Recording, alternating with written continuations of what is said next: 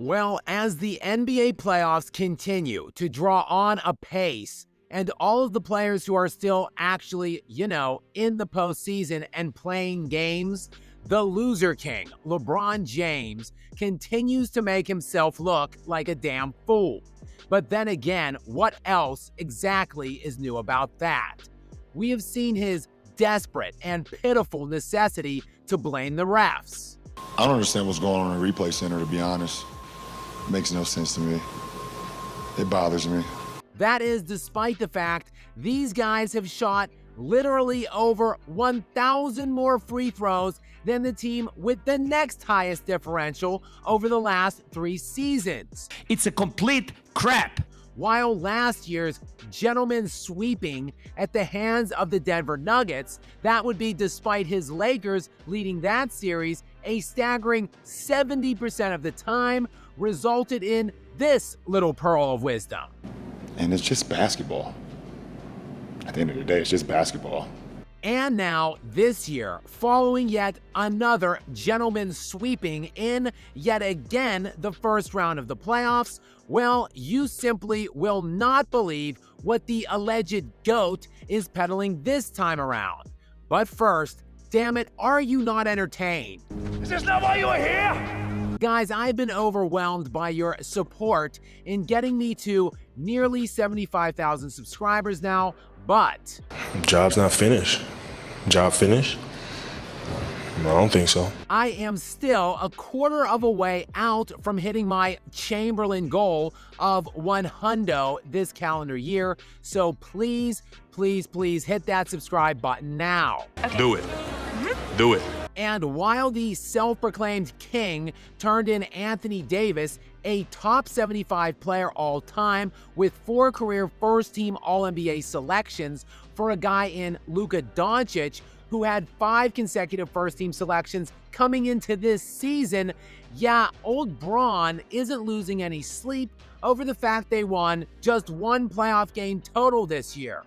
Ultimately, teams win championships. I don't lose sleep over that. Like, how did me and Luka lose? Right. And this one really might take the cake. Now, I know, I say that frequently, but with this guy, he just keeps raising the bar, not losing any sleep. What the hell is this guy even talking about? Not losing sleep. Doesn't every great player lose sleep when they lose? Isn't every year they don't win, in fact, a failure? Well, perhaps not for Giannis Antetokounmpo. There's no failure in sports.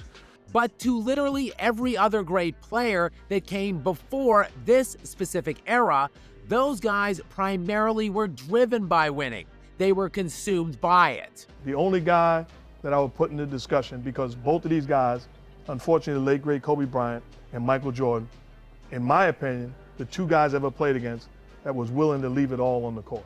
And I didn't mean it all. They were willing to, if it meant drop dead on the floor, those 2 guys, I'm convinced, would be willing to do that for the victory. Yeah, not today though, where the alleged best player of a generation, well, yeah, he doesn't lose sleep over a humiliating first-round exit as a massive favorite with another historical all-time great teammate. But hey, after all, his other teammates stink, and it's clearly all their fault. How did me and Luka lose? No. Well, yeah. There's 8 other guys on the floor. Yeah. So. Suspiciously enough, though, when the Cleveland Cavaliers came back from a 3-1 series deficit in the 2016 NBA Finals to defeat the 73-win Golden State Warriors, a series which, featured Kyrie Irving averaging 27 points per game for the entirety of that series, while dropping a 41-point masterpiece on 71% shooting on the road, mind you, in Golden State in Game 5 to stave off elimination, and that was before scoring 26 points again on the road in Game 7, and of course, knifing the game-winning series-clinching shot. Oh, and all of that was while the Cavaliers team defense was busy holding that Golden State Warriors team to under 100 points per game for the series on only 43% shooting. That for a team that averaged 115 on 49% during the regular season. Funny though, I didn't hear a word from the King about all of the teammates when they won that series. In fact, it was all about him. That one right there made me the greatest player of all time. And then, of course, there was that bubblegum championship on the Disney campuses in which LeBron wanted his respect. And I want my damn respect too. Yet when he gets his bum earth dusted out on the old gentleman's broom in the first round, well, after all, there are 8 other guys on the floor. Well, there's 8 other guys on the floor, you know, so. Just another absolutely stunning entry into the pathetic book of hypocrisy being authored by the great Loser King. But again, what exactly is new about that? Hey guys, Skap here. Just a friendly reminder, in addition to the videos I am posting right here, I have been doing live shows on my channel as well, virtually every night after the games are ending. So make sure to hit those notification bells now to stay up to date with me. Until next time, guys.